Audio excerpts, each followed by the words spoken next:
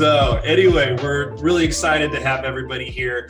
I don't know about you all. If I don't know what's coming, I get a little anxious. And really, we've got an incredible market right now that's certainly more of a seller's market. So what we want to be sure, my main goal is that if you are writing an offer, you at least know the process so that it's less daunting, because we don't want you to make an emotional purchase. So what I wanted to do, first of all, again, my name is Mark Hendricks. I've been at this for 18 years as a real estate agent. Love my job. I'm at Keller Williams right now. And let's like to introduce you to Ann Duggins. Tell us a little bit about yourself. Hey everyone, I'm Ann, and I am a third-generation real estate agent following in the footsteps of my grandmother and my father. I have been with the Hendricks Group for the past 2 years and an agent for the past 3. My background is in psychology and occupational therapy, so I really have a passion for helping people, which is why I was drawn to this business, just helping people through one of the biggest moments of their life, purchasing and selling their home. So I'm happy you're here. Mr. Gabe. Hello, everyone. My name is Gabe Copin. I have been in the banking industry for about 10 years. I passed the decade mark last fall. I am also a second-generation mortgage loan officer. My father has been doing mortgage lending for darn near 30 years. So apple certainly doesn't fall far from the tree. I have done lending on both the credit union and the bank side. I'm currently a mortgage originator at First National Bank of Omaha, where I am very happy and have been here. Let's see, it's about 2.5 years at First National now, and the ride has been fun. So buckle up, it's a crazy market. Here we go. All right, so we'll talk a little bit about what we're gonna cover this evening. Just know that right now we do have, don't have your video screens on and we have you muted, but please, if you have any questions, put them in the chat. We will get to them. And if you happen to be watching this on Facebook Live, put your questions in the comments. We're going to scroll through this PowerPoint presentation, but our goal then is as soon as that's over, we'll go back and answer those questions as they come in. So tonight we're going to talk about fears versus facts. So there's a lot of myths out there about home buying that we want to dispel. Second thing, we're going to talk about 6 simple steps to home ownership. And then we're going to have Gabe talk about financing and some different, there are a lot of different ways to obtain financing, a lot of different programs out there. He's going to go over those. And then we're going to talk about what's next and get to those questions and answer those as best we can. So, Ann, let's talk a little bit about those fears and facts about buying a home. Yeah, definitely. We hear a lot of them. One of the first ones that we hear is, I can't afford to buy a home right now.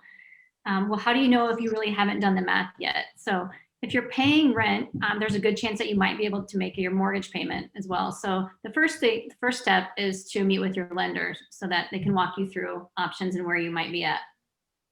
The second fear that we hear is, I should wait until the market gets better. But really, there is never a bad time to buy the right home. And we're going to be alongside you to make sure that you're making a smart purchase. The third thing is I don't have the money for a down payment. So many people still think that you have to put down 20% to qualify for the loan, conventional, but honestly, there are much more affordable options out there. And the rates, the percentage of putting your percentage down has decreased dramatically. So different options, and Gabe can talk about that later. And then finally, people, they say, I can't afford to buy my dream home, so why even bother? Well, maybe not now, you won't be able to afford your dream home, but buying that first home is one step closer to buying your dream home. Real estate is an investment and appreciates over time. Yeah, absolutely. And we'll talk a little bit about it here. So, why buy now? Home ownership may be the best accidental investment. And with a little bit of knowledge, it can be a wonderful intentional investment. So interest rates, as Ann said, are very low. over the past year, they've basically remained under 4%. And Gabe's going to talk a little bit about that. It's a volatile up and down market, but historically very, very low. And again, there's no guarantee they're going to stay that way. And we think that they're going to continue to be low for quite some time. So as Andrew said, buying that first home can stair step. So, you've got this, the equity of the value of your home, which grows every year traditionally. So on average, we've seen about a 4% appreciation in the equity of your home. And while your value is going up, you're also paying down that debt. So that leftover is that equity. And then third, you've got, pride of home ownership. With your rental, you're not choosing your colors. You're not decorating the same way you would if you owned that home. So as we always say, home is where the heart is, and it represents your personal tastes, provides a haven of stability and security for you and your loved ones. And it represents, you. So that's a really great part of home ownership. All right, owning versus renting. Oh, we get this question all the time. So it really comes down to numbers and what you end up with at the end, at the end of the term. So let's say you purchase a home for $250,000 and your mortgage is $1,200 per month. And this is a 30-year mortgage. So over the life of the loan, you're going to end up paying $435,000. However, as Mark mentioned, homes appreciate. So at the end of that term, let's just say we use a 3% appreciation rate. Your home could be potentially valued at $600,000 versus if you're renting, paying $1,200 a month for 30 years, given that your landlord doesn't raise your rent, you're going to be paying about $432,000 and end up, owning nothing. So it comes down to the number to that. So Gabe, tell everyone. us some considerations before buying then. So these can be a little bit specific towards your mortgage specifically. You want to avoid changing jobs when you're considering buying a home, especially once you've started the mortgage process. That is extremely important. If there's something that absolutely has to be done, make sure you communicate that with your lender. The financial side of it, you want to make sure your credit score is in check prior to getting pre-approved. You want to get that credit score up as high as you can. And there are ways to do that, which you could consult with your lender if you need some tips. You want to have a good idea. You don't need to know the exact numbers, but you at least want to have an idea of what can you afford to put up front as a down payment and possibly for your closing costs as well, because there will be some out-of-pocket expense getting into your home. You also want to consider on your own, what kind of price range do you want your home payment to be within? We can help you determine what you qualify for, but you need to have an idea of what you're comfortable spending because we consider other factors and we don't know your lifestyle. So it's important that you communicate that to your lender as well. The fourth thing to consider is how long do you anticipate living in this property? If you're looking at buying a home or you're looking at moving and you're not planning on staying in that area for more than 2 years, you're probably better off renting. If you're going to stay in that area for more than 2 years, it's probably the right decision to buy a home or at least consider that. So moving on, we're going to talk about the 6 steps to home ownership. First and foremost, we feel that you should hire a professional agent to represent you, a buyer's agent. Our job is to guide you through these steps. And, it's really important. We know that you have many choices. There are a lot of agents in town. So it's important to keep in mind that your agent has a fiduciary duty to work in your best interest. So if you simply choose your agent by walking into an open house or calling on a yard sign, chances are that you're going to end up working with the listing agent. And that listing agent has already promised the seller that they're going to be working in their best interests. So having your own representation can really give you peace of mind that they're going to be working in your best interest. So once you've decided on an agent to use, that agent is going to tell you, listen, you have to get pre-approved. And Gabe just talked about that a bit, but we're going to send you to a reputable lender. And, it is crucial to have a pre-approval letter, especially in the market that we have right now. If you want to submit an offer, you have to show that you have the financial ability and, giving the seller a green light that they can trust that you're going to be able to perform on what you put in a contract. So that's when, after you have that pre-approval, then we get to do the fun work of finding that home.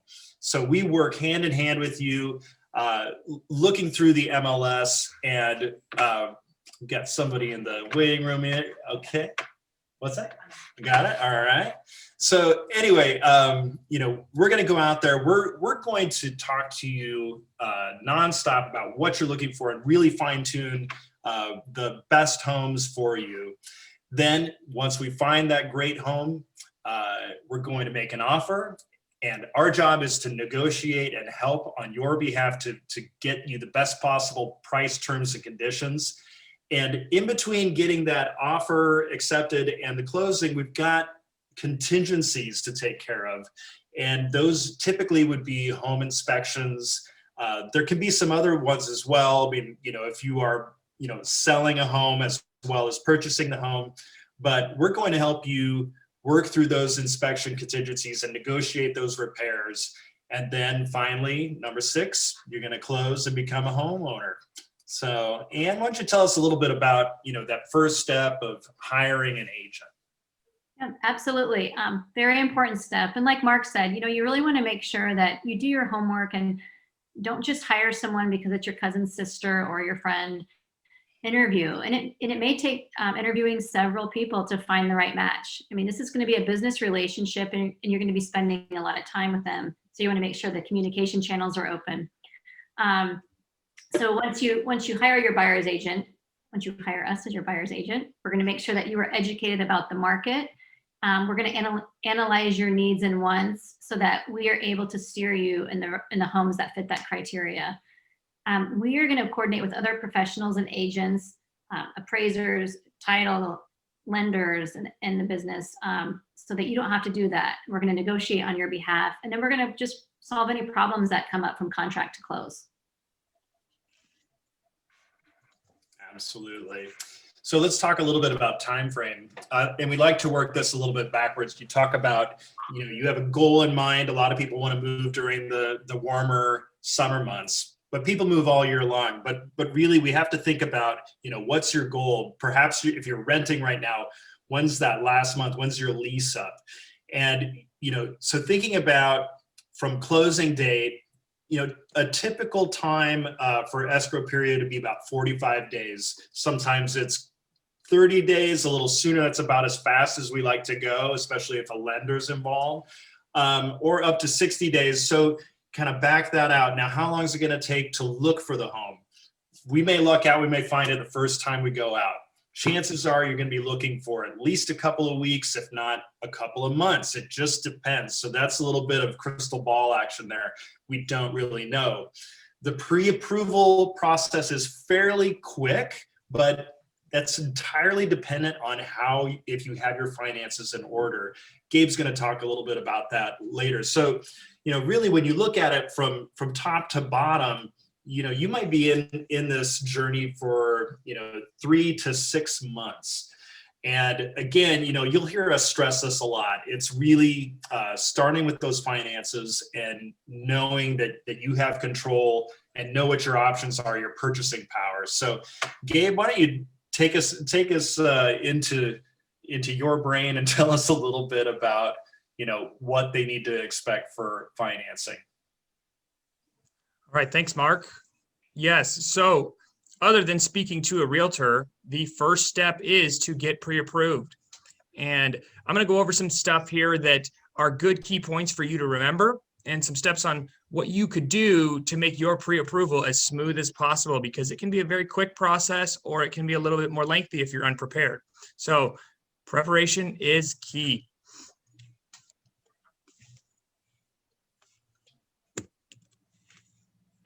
Okay, so this is something that I found very interesting. A lot of my clients will ask me, how is their credit score determined? There's a lot of misinformation out there on the internet regarding credit. So this is an example of a scoring model that is typically used in lending. you can look at this. I don't know if you check your score, if you have credit cards that show you your credit score, if you use Credit Karma, but this is basically where you fall in one of these categories. So the higher your credit, the cheaper your house is going to be, because that is going to make your interest rate lower. The rate is likely going to adjust against you the lower your score goes. So lower score means higher rates. Higher score means lower rates, which means less money out of your pocket for the same product. So 740 and higher is what is going to get you the best possible financing rate. So that is your target. That's considered excellent credit, but not everybody has that, and that's okay. It's a process to get there. And you can see as you go down further, the way that it's almost like a school card grade on your report card as it goes down. Credit builds over time, so just keep working at it and you'll get to that point you want to be at eventually if you do everything right. What is in a credit score? So how is it, the next slide I'm going to go over is how is your credit score determined? This I felt was very useful information as well. A lot of people don't have any idea what their credit score is determined by other than, hey, I make my payments on time. Well, that's great. That is the biggest piece of the credit score pie. The number of accounts that you pay on time or paid as agreed, the number of delinquent payments and severity of those delinquent payments. So are they 30 days late? Are they 60 days late? Are they more than that? Those are going to be what causes a demerit on your credit score and brings it down. Previous bankruptcies, judgments, or collections, possibly liens, things that you did not pay, those are going to have a negative impact on your score. And paying those off could have a positive impact. So it's good to review your credit on a regular basis. The amount you owe on your credit types is also significant. So what this means is how much do you owe on a particular loan from what the original balance was, or how much do you owe on a revolving balance relative to what you're allowed to use? The lower, the better.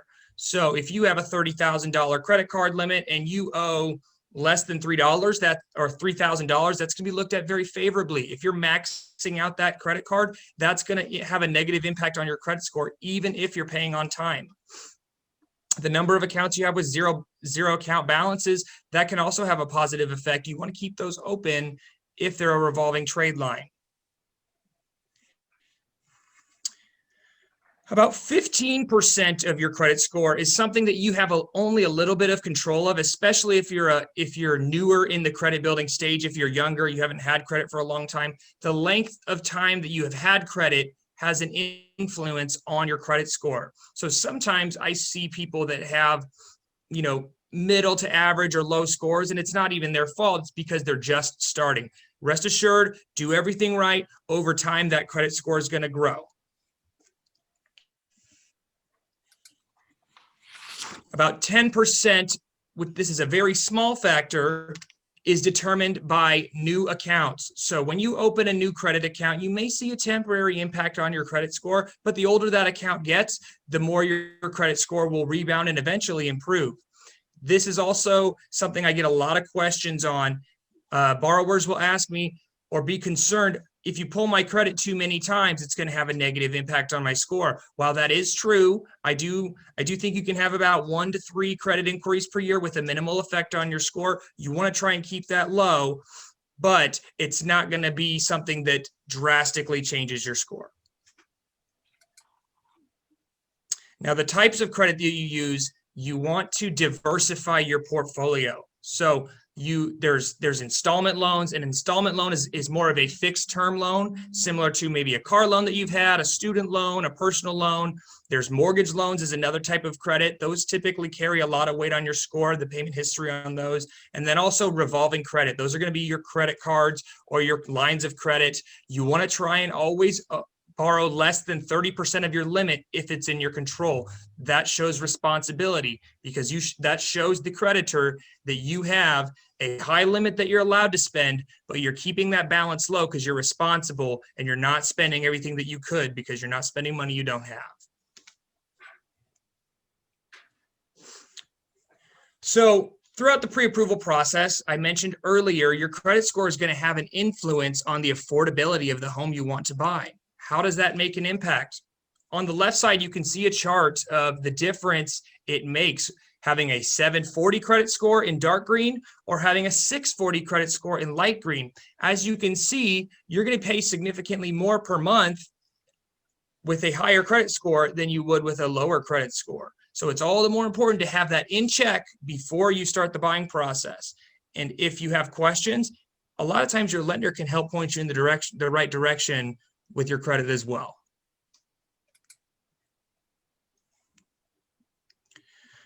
What are you going to need? What am I going to need should be a better way to put it. Most of the time, lenders need to know what your income is, because that is how we determine what is called your ATR, your ability to repay the loan.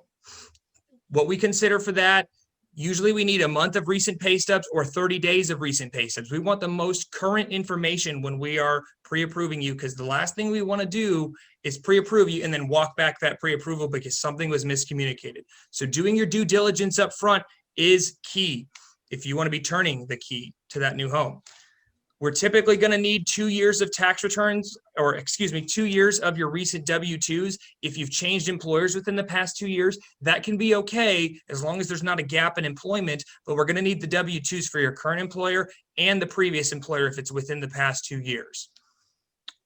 If you're self-employed or you have side income, maybe you own rental properties, or maybe you have a small LLC, you do photography on the side or something like that, then we're also going to need your most recent 2 years of tax returns.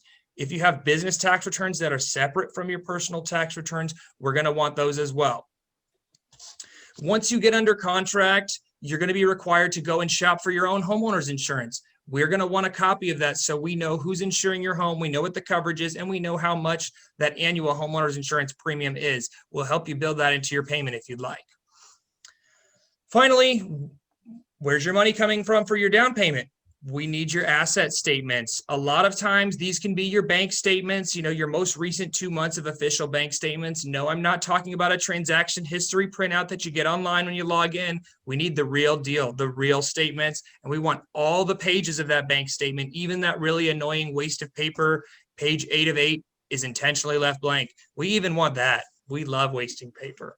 Just kidding. Other than bank statements, you may have investments or mutual funds, or sometimes you can even borrow from your retirement fund without a penalty. So have a conversation with your lender if you're unsure of what assets you want to use. I can help you figure that out. Some considerations before buying. I touched on this earlier. When I look at your credit, I'm going to be able to determine what you can afford based on what you make per month and based on what you're paying on your credit report and your housing expense.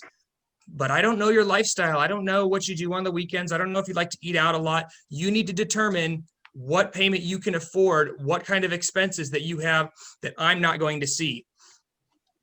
And that's going to have an influence on the amount that you get pre-approved for in the price range that I'm talking about. Is it 150,000? Is it 200? Is it 250? Or higher? There's some simple changes you can make. Maybe cancel that Netflix, maybe stop eating out as much. Those are things you want to be aware of before you make that life-changing move. So owning versus renting. How much are you going to have for your down payment? Long time ago, or actually this is still a common misconception, a lot of people come to me and they say, hey, I want to buy a home, but I don't know if I'm ready. I don't have 20% down. Well, those days are in the past. Those are mom and dad and grandpa and grandma's mortgages. Now, 20% is an ideal down payment, but there are down payment options as low as 5%, or sometimes even as low as 3% for first-time home buyers. There's also down payment assistance programs for first-time home buyers that you may or may not qualify for. What is your interest rate going to be? That is something that you have a little bit of control over. The better your credit score, the lower that rate is going to be. However, interest rates do change daily, so be prepared for a little bit of fluctuation until you find a property. Once you find a property and have identified a real property address, that is when you can do what's called locking in your interest rate, and that's going to guarantee your rate through the life of the loan so it never changes. The last thing we'll discuss as part of your loan is the loan term. Did you want to finance for 30 years and keep that payment as low as possible? Or you can be a little bit more aggressive and take a shorter loan term, such as 15 years, and typically that is coupled with a slightly better interest rate. So Next, we're going to talk about your mortgage payment. In the mortgage world, we like to use our own lingo, and we call this PITI. What does that stand for? That stands for principal, interest, taxes, insurance. The principal is the part that you will like the most. That is the part that actually goes towards your loan and brings that balance down over time. The interest is the cost you pay for financing. So that is what is paid to the lender for issuing the loan. Over time, you're going to notice that your interest per month is higher than your principal per month. And as you pay that balance down, you'll see them start to level out. And eventually you'll be paying more principal per month and less interest per month, because that interest accrues daily based on your principal loan balance. Typically, especially if you're putting less than 20% down, property taxes are going to be included in your mortgage loan, as well as homeowners insurance. I will help estimate those for you. Mark and Ann can both help estimate those for you before you find a specific property. We'll use our market knowledge to give you a realistic idea. But once you find a property, then we can hone in and be exact on that estimate for you and use the real county data. And that's how we're going to get you the most accurate estimate. So principal and interest are included in your loan. Property taxes are included in your payment. Insurance is included in your payment. Those two items are included in a sub account called escrow. And the lender will pay those out for you each year when they come due. So you just have a nice, easy one-time payment per month. You don't need to worry about paying other stuff as far as the insurance and taxes go. Down payment, once again, I touched on this a little earlier, could be as low as 3%. You could do 20% down. Obviously, I'm not going to tell you can't put more than 20% down. If you want to have more equity, that's up to you. I encourage you to do so. But we do need to know, where is your down payment coming from? Are you selling a house and you're going to roll that equity, the profit you make on that house, into the new house? That's very common for second-time home buyers or 10th-time home buyers. Is it coming from your savings account? That's why we want your bank statements. Is it coming from your retirement funds? We need to source all money in the transaction. We're typically going to source any funds used at least 60 days back. Now, sometimes there are options where a family member can gift you some of the money for the transaction. That is allowable. We just need to know who it's from. They will have to sign a gift letter if they contribute to the transaction, but that is allowable, and it just has to be a family member in some way. Closing costs. So when I think back to when I bought my first house, I thought in my head, down payment, down payment, down payment. And I thought I was going to put more down than I actually did because I did not consider closing costs. What are closing costs? They're typically 2 to 3% of the loan amount. The average fees for the loan, those are pretty set in stone. They do vary a little bit by the loan amount. Those are also going to be required to be paid at closing. So it's important for you to be prepared. If you come to me and you say, hey, I'm going to put $20,000 down on my new home, I'm going to ask you, are you putting $20,000 down plus your cost, or are you trying to come to the closing table with $20,000 even? Those are two different things. So closing costs are going to be the fees. They could be some optional home inspections that you've ordered, termite inspections, and typically 8-month property taxes and a full year of homeowners insurance is also due up front at closing as part of those closing costs. Thanks so much, Gabe. And what's important too that we've noticed is once you have that pre-approval, let's protect it. So, and we will caution you about this, but no big purchases, no new credit or debit added. I mean, what you don't want to do is go to Nebraska Furniture Mart and say, hey, we're going to outfit this entire house with new furniture and open up a line of credit there. That's a killer. Don't change your job. Make sure that you're communicating with both your lender and your agent. If something is going on with your job, usually you're going to want to get to the finish line of buying that house before you make any changes there. So that's how you protect your down payment. So after we get all of that financial information, we can go out and find a home. So, Ann, do you want to walk us through a little bit about, finding that perfect place? Sure, this is the fun part. So the first thing, what we're going to do is we're going to sit down and talk about your needs and your wants and your negotiables, because we want to make sure that we're steering you into homes that fit those needs. And we don't want you, the last thing we want is you falling in love with something that you can't afford, or that's not what not what you were looking for. You want to be respectful of your time. We also want to make sure that you have a good understanding of the current market and strategies that we're going to use to help navigate that. And that's very important in this, especially now in this fast-paced market, going in, this is what to expect. And then finally, you want to make sure that you're looking at least a handful of homes, and that's going to mean that we might have to refine your search a little bit. After you look at a couple, you might realize that your needs and wants may change a little bit, and that's okay. That's why it's good to look at more than just one. Right. And what's so great about using an agent then is, what you are looking for and what we are looking for are two, not different things, but really it's a two-pronged approach. So when we go visit houses together, we want you to be concentrating on, hey, does this house feel like home? Does it live well? What's the layout? What's the space? What's the location? Because I've been saying it for years and years, you buy the neighborhood. And in some parts of town, you really buy the block. Things can change really quickly. So you want to be sure that you're comfortable, or, you want to look around at, make sure that the house checks all your needs, your features and amenities, that your non-negotiables. We as agents, when we're there, we're going to be looking at, is this house priced correctly? How does it stack up against the competition? Is there potential resale value? And then the all important, are there any big ticket items that we can see, hey, that furnace is going to have to be replaced?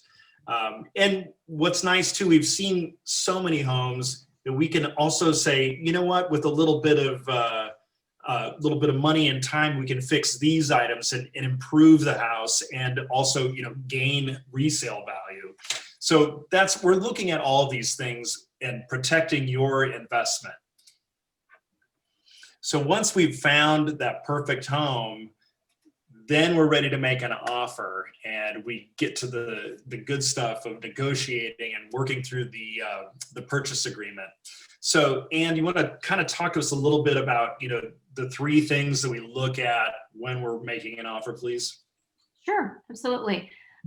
So, the first part is the price, is the purchase price. And, we're going to make sure that we have done our homework as agents, and we're going to have done an analysis of the market, and we're going to make sure that we are going in with a strong but also reasonable offer.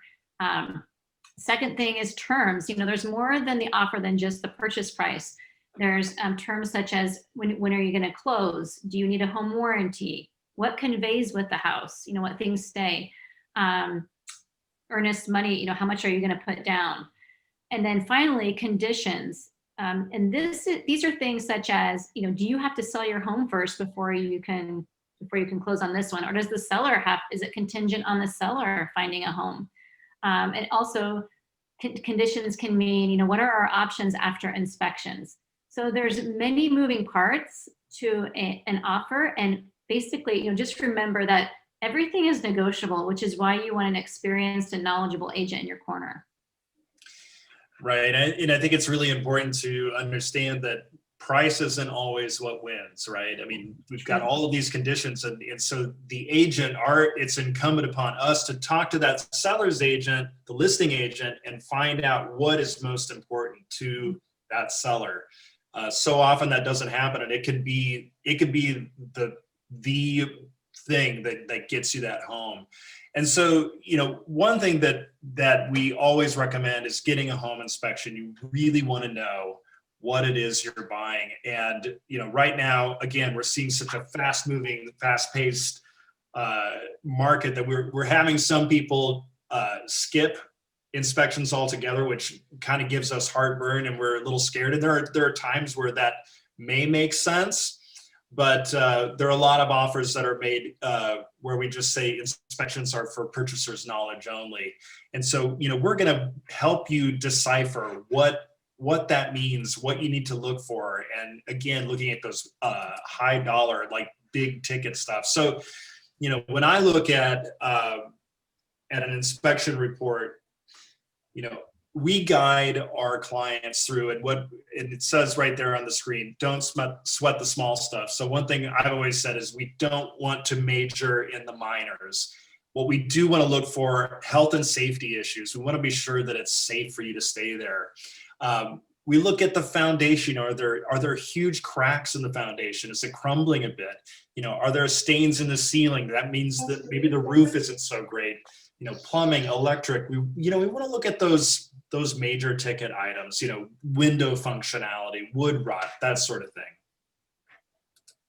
You really don't want to inherit some problem that you didn't know. So after we get all of that inspection, we work through it, we negotiate any repairs, then it's on to closing. Once we remove that contingency, all the contingencies are gone, we want to look at this timeline of events. Something that happens right away, as Gabe can attest to, is there may be other documents that you need to get to your lender. And so you'll want to be in touch with your lender about what those would be. Once everything is in order there, Gabe or your lender is going to order an appraisal. The title work begins. There's a termite inspection that's ordered by the title company. The repair work is done during this time. And, we've got a lengthy checklist that we guide you through each of these things in a timely fashion. And we say, hey, do you have your movers set up? Let's get a timeline for that. Do you have your utilities scheduled? And then we schedule the final walkthrough. And the final walkthrough is a great time where you can look at the repairs that have been made, look at the receipts, make sure the repairs have been done correctly. So then it's time to head to the closing table. Yeah. So Ann, you want to tell us a little bit about that? There's not much that you need to do, but when you go to the closing table, what do you need?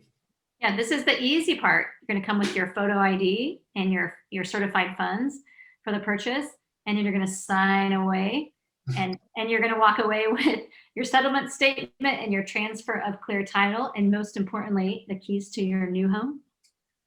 So yeah, closing day is fun.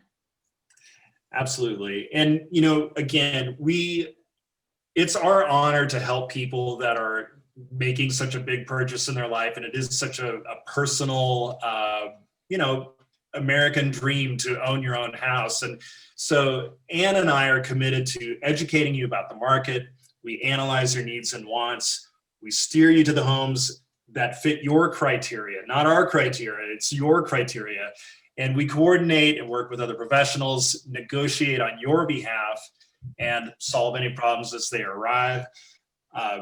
I want to say thank you to everyone that showed up and is watching here on Zoom and is on Facebook Live. If you have questions, please put them in the chat and in comments on Facebook. And so what we want to ask, are there questions? Are there any ahas and takeaways? So do we have anything on Facebook or on chat? At this point, no. Okay, everyone's a little shy. Anybody watching on Zoom want to hit us up with a question? So a couple frequent questions that we are asked, especially right now with this current market, is, how do we get an offer accepted when there's so much competition? I'd like to reference back to what I said. It's not always purchase price, and it's really finding out, if we can, what that seller wants. And so, it's listening to the market and also, being ready to react. The market is shifting and changing all the time, but, gone are the days where I used to say, hey, we're going to go out this weekend. We're going to look at 6 or 7 homes. You guys are going to go home, sleep on it, call me in a couple of days, and we'll figure out what to ride on. What Ann and I are committed to, if a new home pops up, we need to go see it right away. We make the time. We will figure out how to get you out there and see the property right away. So timing can be really important. Anything else to add on that, Ann? No, I think you hit the nail on the head. Yeah, and how important, we are here to steer you in the right direction, but how important a role like the lender plays. And Gabe, like your expertise tonight has been awesome. So really are a big part of the picture. We appreciate the guidance from you. Yeah. Part of your pre-approval is not, it's just remember with your pre-approval, especially when you're out shopping with Mark and Ann, it's not a set price with the pre-approval. So typically when you're pre-approved for X amount, I'm going to let you know, hey, you do have some wiggle room as well.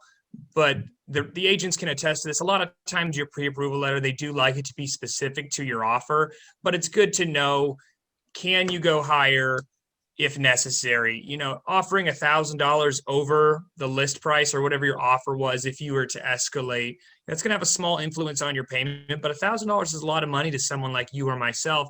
But in the grand scheme of a 30-year mortgage, that might have a $4 to $5 difference on your payment. So it's good to know when you have wiggle room. So always ask that question when you get pre-approved. So another frequently asked question that I'm sure you get, Gabe, is how long is that approval for?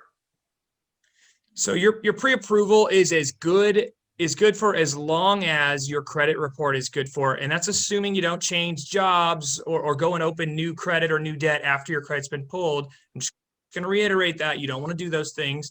Those are called the cardinal sins in the mortgage pre-approval process. But it's good for 120 days, and that typically is going to give you roughly 60 to 90 days to shop and 60 to 30 days to close. So if you haven't found something within 90 days from when you got pre-approved, that's when it's time to reconnect with your lender. You should have been connected once in a while anyways throughout that process, but that's when you probably want to get that new credit report pulled to renew your pre-approval. So one other question that just came to mind, I mean, we're seeing some longer escrow periods right now because it is a bit more of a seller's market. We're having some deals get put together where the sellers are making it contingent upon them finding proper housing. If we get an offer accepted and you were able to lock a rate, how long is that rate lock typically for? That's a great question. And that is a particularly challenging situation for your rate lock.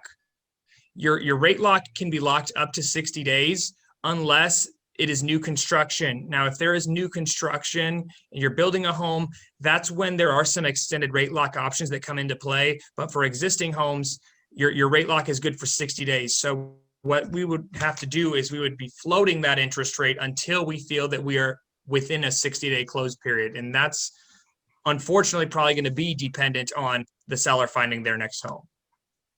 Right. Can they pay extra and lock it in for longer? There is option to do that. You can pay to extend a rate lock, but you can only extend a rate lock a maximum of 30 days. And realistically, the expense is not cheap, but if rates were increasing at a rapid pace, yes, extending the rate lock would be worth it. Right, right. But we haven't seen it be that volatile in the last several years where you have to worry about it jumping around.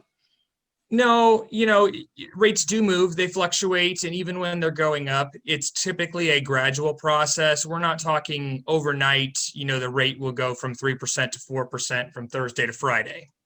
That's not the type of movement we see.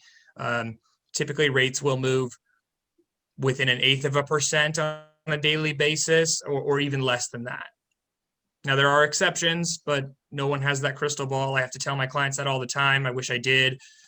But in a volatile market, things can change rapidly, but not so rapid that it's an overnight change. Right. Well, I'd like to thank you, Gabe Kopin, again from First National Bank of Omaha, and Duggins. Thank you so much. You're a joy to work with. I'm glad you're on the team. Want to thank you all for participating and coming, and please let's stay in touch. I know that a lot of you registered for this program, so we've got your name and phone number, but anybody that's watching this on Facebook, please, you can always direct message us and reach out to us. You can find us at info@hendricksgrouprealtors.com. And anyway, thank you so much. We look forward to hearing from you and appreciate you guys. Take care. Thank you. Bye. Bye-bye.